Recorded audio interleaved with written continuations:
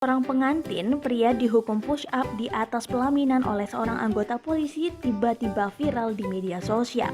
Sementara mempelai wanita tersebut yang juga ada di atas pelaminan hanya bisa tersenyum dan tersipu malu.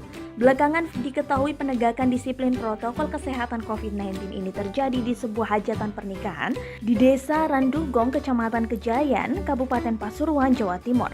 Hajatan ini terjadi pada Rabu malam 26 Agustus lalu. Ceritanya, seorang anggota Babin Kamtibnas bernama Aibda Harith Kurniawan mengecek resepsi pernikahan antara Saifuddin dan juga Dian Masita. Meski hajatan itu telah menerapkan protokol kesehatan berupa jaga jarak, pengadaan tempat cuci tangan dan tamu undangan menggunakan masker, namun ada yang janggal. Polisi mendapati mempelai pria tidak bermasker saat menerima tamu. Sontak ia pun dihukum push up 3 kali dan diberi masker agar menjadi contoh bagi para tamu.